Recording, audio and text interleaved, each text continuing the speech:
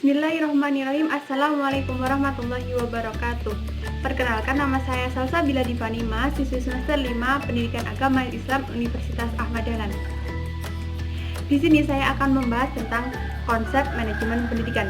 Yang akan kita bahas, yang pertama adalah pengertian, yang kedua adalah fungsi, yang ketiga adalah proses dan tahapan, yang keempat adalah ruang lingkup, dan yang terakhir yaitu tujuan. Stay tune. Konsep dasar manajemen pendidikan yang akan kita bahas seperti di awal tadi ada pengertian. Yang pertama, pengertian, yaitu manajemen pendidikan adalah rangkaian kegiatan yang berupa proses kerjasama sekelompok orang dalam dunia pendidikan agar tujuan dari pendidikan bisa tercapai. Selanjutnya, yaitu fungsi manajemen pendidikan.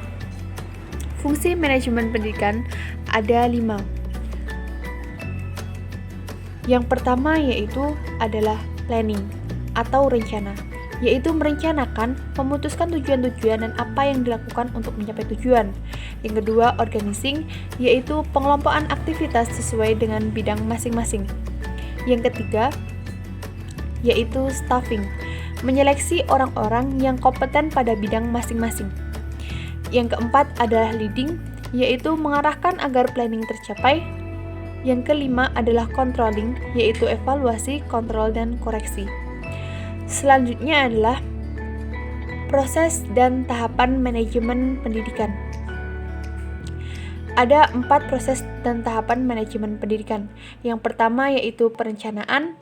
Tahapannya adalah apa, kapan, dan bagaimana cara melakukannya, menentukan target, mengumpulkan dan menganalisis informasi untuk dijadikan informasi yang lebih valid, mengembangkan alternatif atau rencana lain, sharing dengan teman-teman tentang tujuan.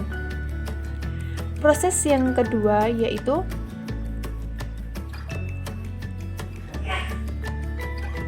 pengorganisasian.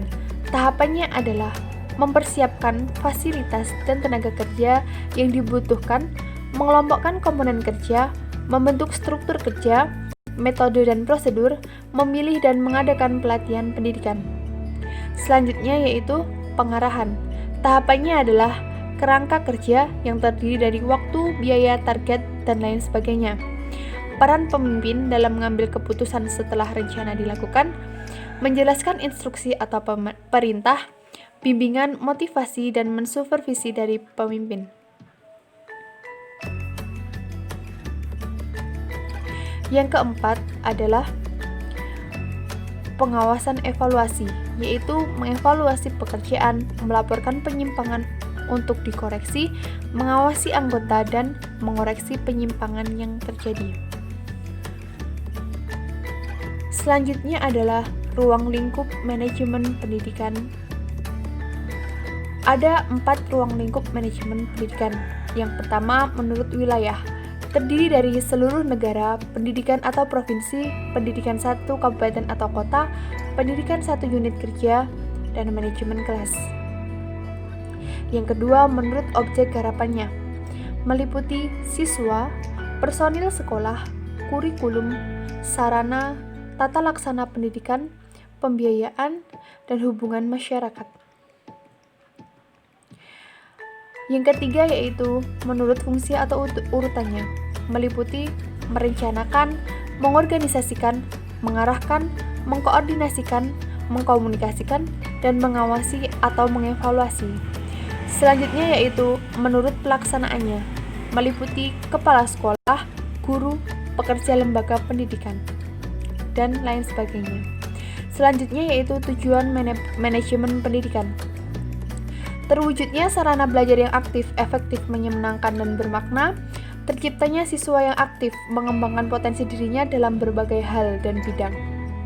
Selanjutnya, terpenuhinya salah satu dari kompetensi tenaga kependidikan atau tertunjangnya kompetensi manajerial tenaga kependidikan sebagai manajer. Tercapainya tujuan pendidikan secara efektif dan efisien, terbekalinya tenaga kependidikan dengan teori tentang proses dan tugas administrasi pendidikan atau tertunjangnya profesi sebagai manajer atau konsultan manajemen pendidikan. Yang terakhir yaitu teratasinya masalah mutu pendidikan karena sebagian besar masalah mutu disebabkan oleh manajemennya. Sekian tentang konsep dasar manajemen pendidikan, semoga bermanfaat. Jangan lupa like-nya ya. Assalamualaikum warahmatullahi wabarakatuh.